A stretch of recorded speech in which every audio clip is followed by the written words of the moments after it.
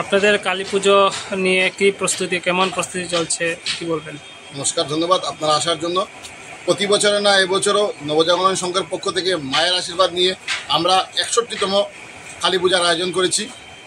জেলাবাসীর আশীর্বাদের মাধ্যমে আমরা প্রতিবার আমার জেলাবাসীকে, উপত্যকাবাসীকে আমরা নতুন কিছু দেখানোর চেষ্টা করি।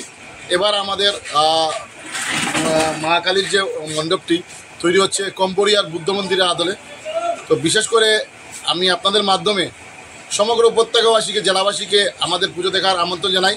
আমাদের পুজোতে 4 দিন 5 দিন প্রসাদের ব্যবস্থা থাকে, আপনারা আসবেন, প্রসাদ গ্রহণ করবেন। তো বিশেষ করে আমাদের নবদ্বীপ থেকে আগত কারিগররা আমাদের মণ্ডপটি তৈরি করছে। আপনারা দেখতে পাচ্ছেন মোটামুটি 50% 60% হয়ে গেছে, আরও 40% বাকি আছে।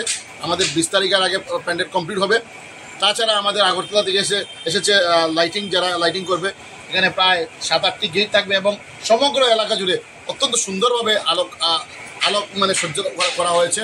তো বিশেষ করে আমরা প্রতিবারই আমরা কিছু একটা আধুনিকভাবে কিছু একটা করতে চেষ্টা করি এবং আমরা আপনাদের মায়ের আশীর্বাদে, আপনাদের আশীর্বাদে করতে সক্ষম হই। তো বিশেষ করে এই বছর আমাদের পুজোর বাজেট হচ্ছে 25 লক্ষ টাকা। তো আমরা এই বাজেট নিয়ে আগাচ্ছি। দেখা যাবে যে হয়তো আরও একটু বাজেট বাড়তে পারে, কারণ অনেক কাজ এক্সট্রা এখন জড়িত হয়ে গেছে। তো বিশেষ করে আপনাদের মাধ্যমে আমি করিমগঞ্জের জনগণ, আমাদের উপত্যকার জনগণ সকলকে অনুরোধ রাখবো যে আমাদের পুজো দেখার জন্য। আমাদের পুজোর কারিগর হচ্ছে আমরা নবদ্বীপের, লাইটিং হচ্ছে আগরতলার এবং আমাদের প্রতিমা তৈরি করছে লোকেল, আমরা প্রতিমা শিল্পালয় থেকে। তো বিশেষ করে একটা মিশ্রণে আমরা একটা ভালো বাতাবরণ তৈরি করার চেষ্টা করব। বিশেষ করে এই চরবাজার অঞ্চলে মানুষের মুখ্য আকর্ষণ থাকে, কারণ এখানে প্রায় 3টি বিগ বাজেটের পুজো হয়ে থাকে। একটা নবজাগরণ সংঘ, একটা রক্তদূত, একটা অগ্রদূত, 3টাই আমাদের পাড়ার পুজো। তাই জনগণের স্রোতটা এদিকে থাকে।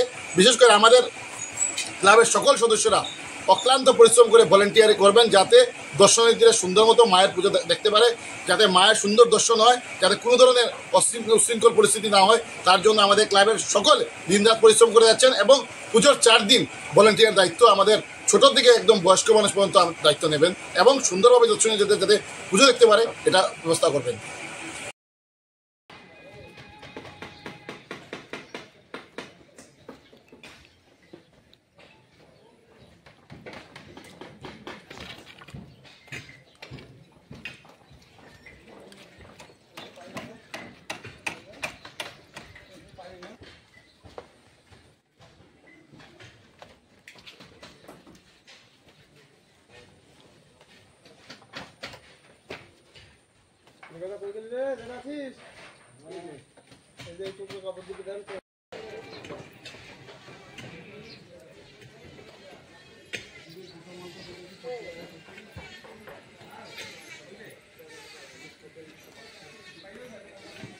নমস্কার সবাইকে।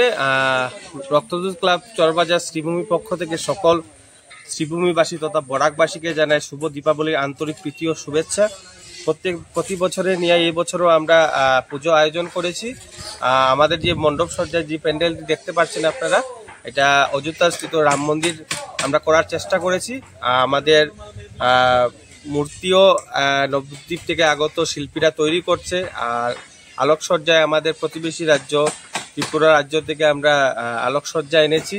আর আমাদের প্রতি বছর এটা মুখ্য আকর্ষণ থাকে যে আমরা উদয়পুর মাতাবাড়ি পেড়া প্রসাদ সকল দর্শনার্থীদেরকে আমরা বিতরণ করি। তোর সঙ্গে এই বছরও আমরা এই প্রথাটা আমরা চালিয়ে যাচ্ছি। তো সবাইকে আমি আমন্ত্রণ জানাচ্ছি রক্তদূত ক্লাবের পক্ষ থেকে, সবাই আমাদের পূজা প্রাঙ্গণে এসে মাকে দর্শন করে প্রসাদ গ্রহণ করার জন্য। আলোকসজ্জায় কি নতুনত্ব কিছু আছে? আলোকসজ্জায় আমাদের LED গেট আছে। এরপরে আমাদের এখানে করিডোরে অনেক সুন্দর সুন্দর লাইটিং এর ব্যবস্থা আছে। আমাদের 3টি গেট হয়েছে, টোটাল 3টি গেট আছে। কত টাকার বাজেট? আমাদের 21 লক্ষ টাকা বাজেট। এবার আমাদের 56 বছর, এবার আমরা পূর্তি উপলক্ষে আর কি আমাদের বাজেটটা একটু বেশি হয়ে গেছে এবার।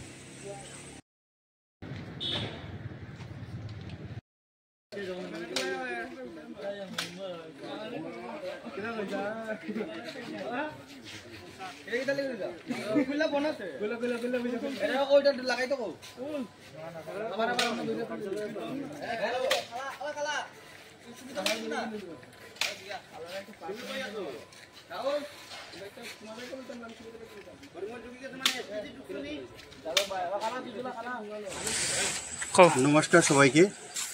ক্লাব পালিনীর পক্ষ থেকে সবাইকে শুভ দীপাবলি ও মায়ের রাতুল চরণে পুজো অর্পণে আমরা ব্রত হয়েছি, তার জন্য সবাইকে আগাম শুভেচ্ছা এবং দীপাবলির শুভেচ্ছা।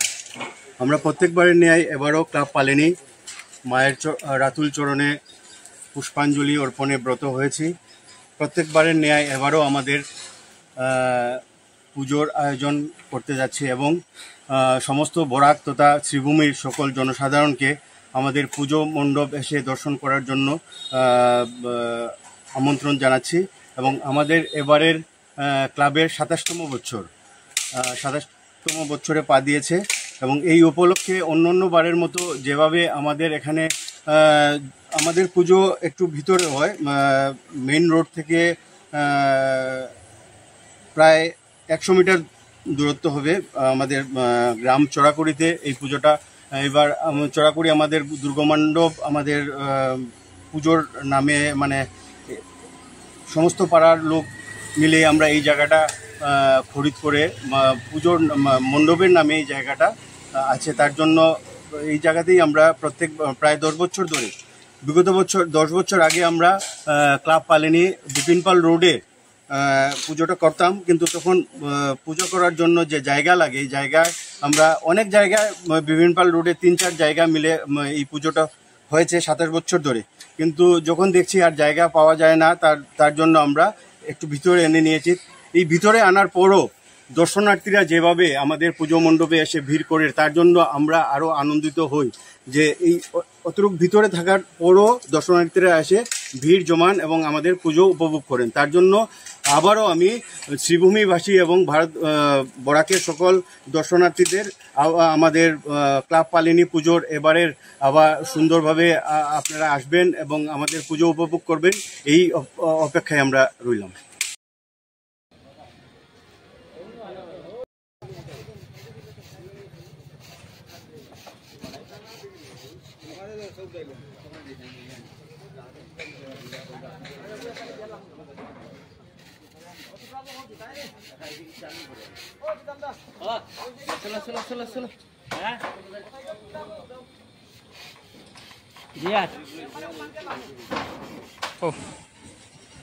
নমস্কার। আমাদের শ্রীভূমি শহরের সুপরিচিত আপনারা সবাই আমাদের ইএনডি এবং স্টেশন রোড সার্বজনীন কালী পূজা কমিটি যেটা আছে সেটা সপ্তর্ষি ক্লাব, সেই ক্লাবের ব্যবস্থাপনা এবার আমরা অন্যান্য বরের মতো এবারও নতুন কিছু আমরা শ্রীভূমি দর্শনার্থীদের আকর্ষণ করার জন্য আমরা ব্যবস্থা নিচ্ছি। তো এবার আমাদের মূল বিষয়বস্তু হচ্ছে প্যান্ডেলের দক্ষিণ ভারতের আমাদের তামিলনাড়ু রাজ্যের কোয়েম্বাটুর শহরের যে প্রতিমূর্তি আছে আমাদের এই বাবা শিবের, যেটাকে আদি যোগী শিব বলে, সেই যে পর্বতে যে শিব আছে সেই শিবে সেই বিভিন্ন ভাবে শো হয়। সেখানে আমরা দেখতে পাই যে লাইট এবং সাউন্ড এফেক্টের মাধ্যমে কিভাবে সেখানে লেজার শোর মাধ্যমে যেটা তুলে ধরা হয়, সেই বস্তুটাই আমাদের মূলত ক্লাব কর্তৃপক্ষ এখানে ব্যবস্থা নেওয়া হয়েছে। তো আমরা চেষ্টা করছি এখানে কলকাতা থেকে আসছে যে কারিগর এবং আমাদের স্থানীয় কারিগর মিলে এই আদি যোগী শিবের এইবারের আমাদের থিম, সেই থিমের কাজ চলছে। আর সেই আমি বিশেষ করে দর্শনার্থীদের উদ্দেশ্যে বলবো, এবারের আমাদের যে মূল কারিগর যেটি লাইট অ্যান্ড সাউন্ড এফেক্টের মাধ্যমে সেটা ফুটে তুলে ধরা হবে, সেটাকে আমাদের কলকাতার যে কারিগর ওনারা ইতিমধ্যে এসে গেছেন, কাজ চলছে। স্থানীয়ভাবে এখানে আমাদের চিকন পাল যিনি ডেকোরেটর্স উনি আছেন, সঙ্গে প্রথমবারের মতো এই বরাক উপত্যকায় বিশেষ করে লেজার শোর মাধ্যমে যে দেখানো হবে সেটা এক নতুনত্ব ভিন্ন মাত্রা লাইট অ্যান্ড সাউন্ডের মাধ্যমে হবে। তো আমাদের প্রতিমা শিল্পালয় যেখানে আছেন ওনারা স্থানীয় শিল্পী, এখানে আমাদের প্রতিমা যিনি যেটা বানাচ্ছেন, আর আমাদের বাকি যেগুলো বাকি যে আলোকসজ্জা থাকবে সেই আলোকসজ্জা শিলচর এবং শ্রীভূমি শহরের স্থানীয় শিল্পীরা মিলে করছে। কত টাকার বাজেট রয়েছে? আমাদের এবারের বাজেটটা অন্যান্য বছর থেকে একটু অতিরিক্ত করা হয়েছে, কেননা যে থিম সেই থিমের উপর মানে আমাদের প্রায় 30 লক্ষ টাকার উপর, প্রায় 35 লক্ষ টাকা চলবে। এই ধরনের আমরা বাজেট নিয়ে কাজ চলছে। ক্লাবের আমাদের মূল যিনি সভাপতি, প্রথম থেকে যিনি সভাপতি ছিলেন, এখনও সভাপতি আছেন, আসামের মাননীয় মন্ত্রী দাদা কৃষ্ণেন্দু পাল মহাশয়, ওনার মার্গদর্শনে আমাদের কাজ চলছে। ক্লাবের প্রত্যেকটি সদস্যরা দিনরাত পরিশ্রম করছেন। আশা করি মার আশীর্বাদে সময়ের আগে আমরা সম্পন্ন করব এবং 19 তারিখ আমাদের ইচ্ছা সেটা উদ্ঘাটন হবে আমাদের মাননীয় মন্ত্রী দাদা কৃষ্ণেন্দু পাল, যিনি সভাপতি ক্লাবের, ওনার হাত ধরে।